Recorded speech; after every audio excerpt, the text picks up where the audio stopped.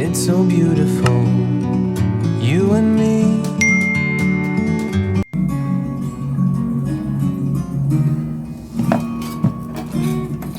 Keluarga Sumber Kasih yang diberkati Tuhan, jam 10 pagi waktunya Anda mendengarkan Bertumbuh dalam Kristus ya. Program spesial untuk Anda yang berisikan kebenaran firman Tuhan ya. Semoga Anda diberkati. Keluarga Sumber Kasih pagi ini akan mendengarkan firman Tuhan.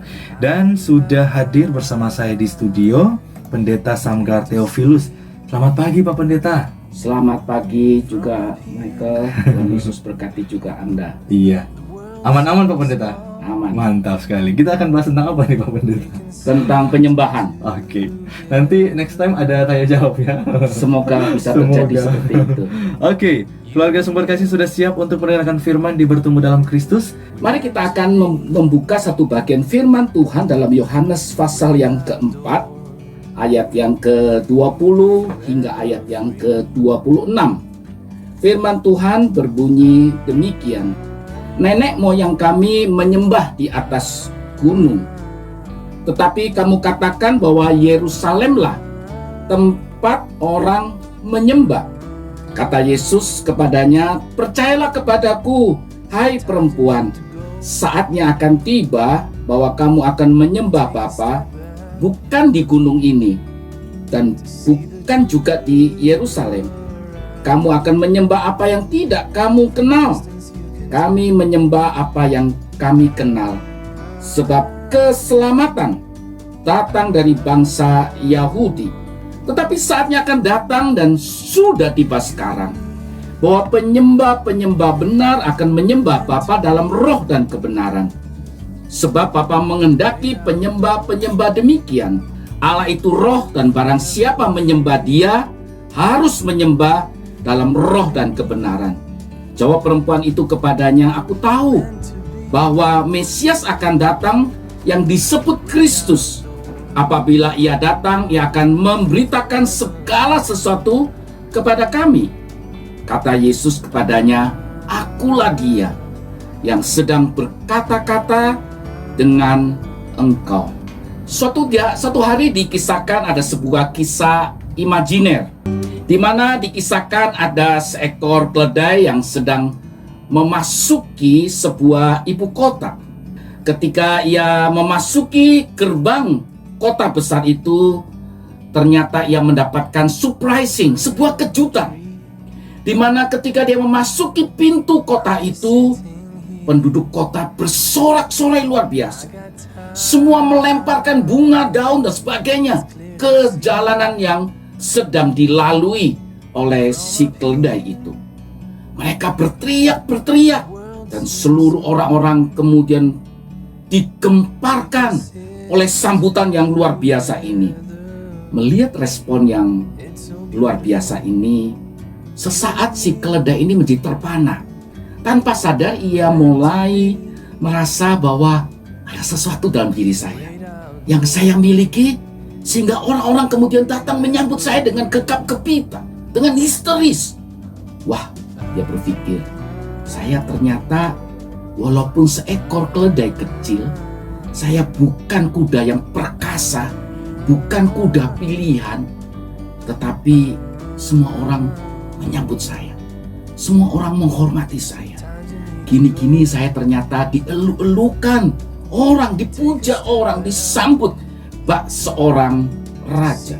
Saudara, sesungguhnya memang kuda atau keledai ini disambut luar biasa, dielu-elukan. Tetapi bukan karena si keledai ini.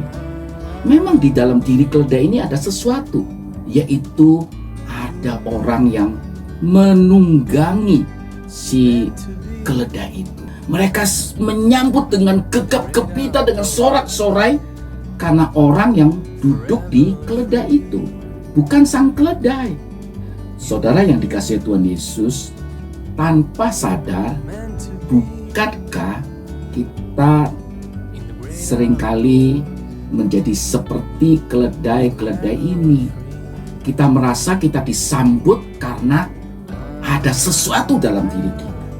Oh, karena saya hebat, saya memiliki sesuatu, karena jabatan saya, karena prestasi saya, karena si A, si B, karena relasi saya dengan seseorang, atau relasi saya dengan sebuah perusahaan besar, atau relasi saya karena dengan seorang pejabat, sehingga orang kemudian puji saya. Saudara, kalau kembali kepada kebenaran firman Tuhan yang kita renungkan hari ini, apakah ketika kita datang beribadah, tidak hanya di gereja, siapa yang menjadi perhatian kita?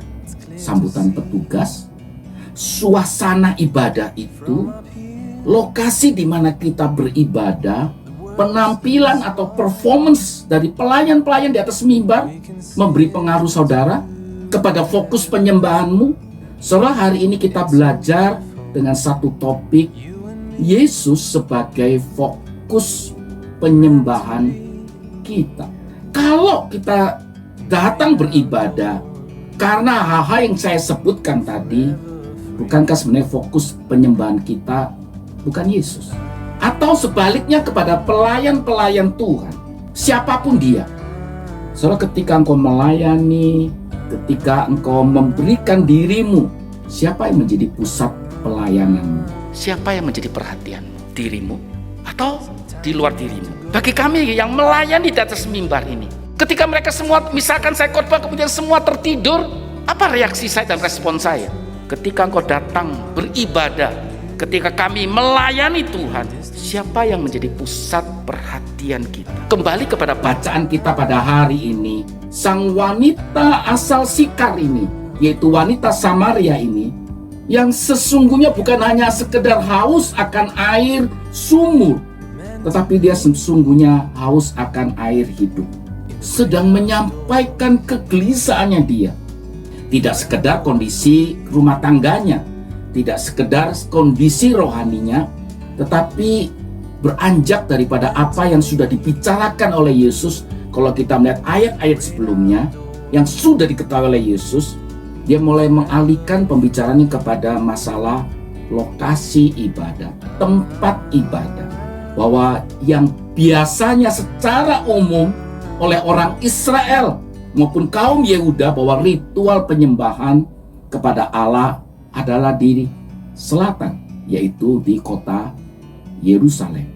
Saudara perlu ketahui bahwa sebelum zaman Musa, tempat ibadah kepada Tuhan belum ditetapkan. Dan karena itu orang boleh beribadah di mana-mana. Tetapi sejak zaman Musa, Tuhan menetapkan satu tempat ibadah tertentu. Itu saudara bisa lihat di dalam Ulangan 12. Jadi ketika bangsa Israel sedang dalam pembuangan dan akan menuju ke tanah Kanaan, ketika 2,5 suku akan mendirikan sebuah tugu peringatan, Yosua sudah mengingatkan bahwa jangan sampai tugu peringatan ini melupakan mereka untuk menyembah dan datang ke Yerusalem. Saudara, jawaban Yesus sangat menyejukkan daripada perempuan dari kota Sikar ini. Bahwa Yesus menjawab, bukan lokasi yang utama, bukan di gunung ini maupun di kota Yerusalem, Tuhan katakan, tetapi fokus penyembahan kita itu yang penting. Saudara, poinnya adalah di kata saatnya akan tiba. Ini merujuk kepada saat kematian Yesus. Ketika kematian Yesus datang, maka ruangan kudus dan ruangan maha kudus itu terbelah. Untuk menandakan apa? Tidak ada lagi batasan dalam penyembahan kita kepada Tuhan. Bukan berarti dengan sembarangan tentu. Saudara, Yesus ingin mengatakan bahwa penyembahan kita adalah kepada Allah Bapa, kepada Yesus Kristus, kepada Roh Kudus. Surah itu 23 katakan, tetapi saatnya akan datang dan sudah tiba sekarang bahwa penyembah-penyembah benar akan menyembah Bapa dalam roh, artinya dalam spirit, sebuah semangat, dan dalam kebenaran, sebab Bapa mengendaki penyembah demikian. Yang artinya apa? Artinya penyembahan yang kita yang benar adalah sebuah respon karena pengenalan kita kepada Tuhan. Saudara, penyembahan kita adalah penyembahan yang kita lakukan, yang kita kerjakan Karena kita kenal siapa yang kita sembah, yaitu Yesus. Ketika kita menyembah dalam roh dan dalam kebenaran, maka kita diingatkan bahwa penyembahan bukan hanya sekedar doa. Penyembahan bukan hanya sekedar cara-cara kita memuji Tuhan. Penyembahan bukan hanya sekedar diatur oleh liturgi semata, tetapi penyembahan melebihi semua itu dalam hidup kita. Saudara, adakah kita sadar arti dari penyembahan itu?